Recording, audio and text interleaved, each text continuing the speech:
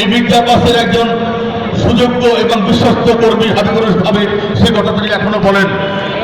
আমরা দেখেছি আমাদের নেতা মির্জা আব্বাস, আমাদের নেত্রী আফরোজা আব্বাস যখনই এই যে এলাকার যে কোনো মানুষ বিপদে রয়েছে, জেলখানায় রয়েছে, তার জেলখানার খবর, তার বাড়ির খবর, তার সাহায্য সহযোগিতা, যে কোনো মামলা মকদ্দমা থেকে তাকে রক্ষা করা, তার জামিন করানো সমস্ত দায়িত্ব পালন করেছেন মির্জা আব্বাস এবং আফরোজা আব্বাস। তার ওই সুযোগ্য উত্তরসূরি আমাদের এলাকার সন্তান, আমাদের এলাকার কৃতি সন্তান। আমরা গর্ববোধ করি যাকে নিয়ে।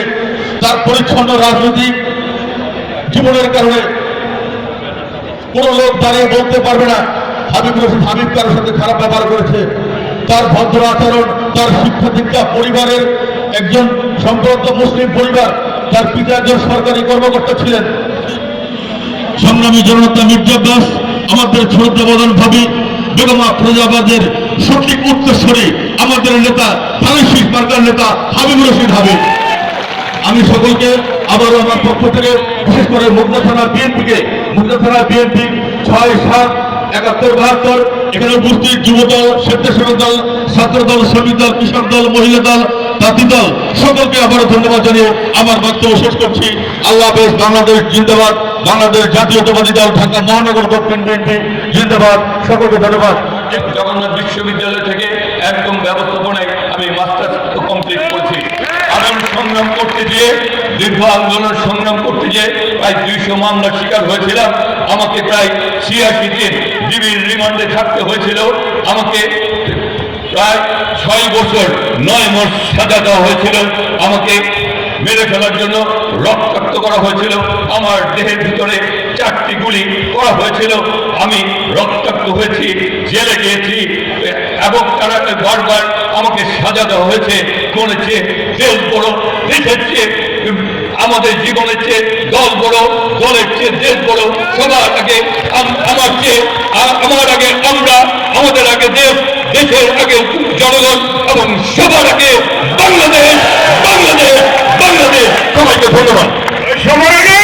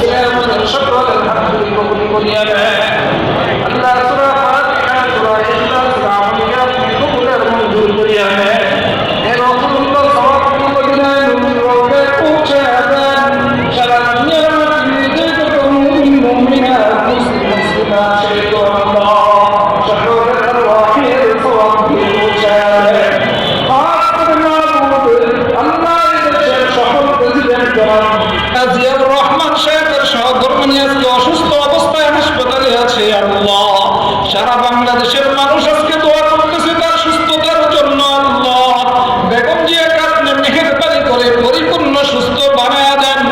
আল্লাহ আপনার এলেম অনুযায়ী যদি হায়াত না থাকে, আপনি আপনার কুদরত দ্বারা তার হায়াতের তয়্যিবা দান করিয়া দেন, সুস্থতার সাথে নেক হায়াত দান করিয়া দেন। এই দেশের মানুষের সেবা করার তৌফিক দান করিয়া দেন। সেই স্বপ্নের বাস্তবায়ন দেখে যাওয়ার তৌফিক দান করিয়া দেন। আল্লাহ ছেলে আরাফাত রহমান কুকুর সাহেব নাতের বাগান বানায়া দেন। জনাব তারেক রহমান সাহেবকে সুস্থতার সাথে নেক হায়াত দান করিয়া দেন। আল্লাহ দেশে নিরাপদে ফিরে আসার তৌফিক দান করিয়া দেন। এই দেশের মানুষের কল্যাণে বাবার স্বপ্নকে বাস্তবায়ন করার তৌফিক দান করিয়া দেন। আয় আল্লাহ আজকের এই মজলিসে মাহমুদ, বিশেষ করে আমাদের হাবিবুর রহমান হাবিব ভাই আজকে উপস্থিত। আল্লাহ হাবিবুর এই আসরের জনগণের সেবা করার জন্য কবুল করিয়া নেন। আয় আল্লাহ যে চিন্তাকে লালন করেন, আল্লাহ ওই চিন্তাকে ধারণ করার তৌফিক দান করিয়া দেন। এই আসরের মানুষের সুখ দুঃখে সকলের পাশে ধারণার তৌফিক দান করিয়া দেন। সকল প্রকার ষড়যন্ত্র বিপদ মুসিবত থেকে আপনি হেফাজত করেন। এই আসরের জনগণের খাদেম হিসেবে সবাইকে কবুল আর মঞ্জুর করিয়ে দেন। আল্লাহ এলাকাবাসীর উপর খাস রহমত নাযিল করেন। আমাদের দেশকে আপনি হেফাজত করেন, দেশের সার্বভৌমত্বকে হেফাজত করেন, দেশের মানচিত্রকে আপনি হেফাজত করেন। আল্লাহ ভূমিকম্পের গজব থেকে দেশকে আপনি হেফাজত করেন। আল্লাহ দেশের জন্য আপনি ইনসাফ কায়েম করিয়ে দেন। আল্লাহ দেশের জন্য আপনি কল্যাণের ফয়সালা করিয়ে দেন।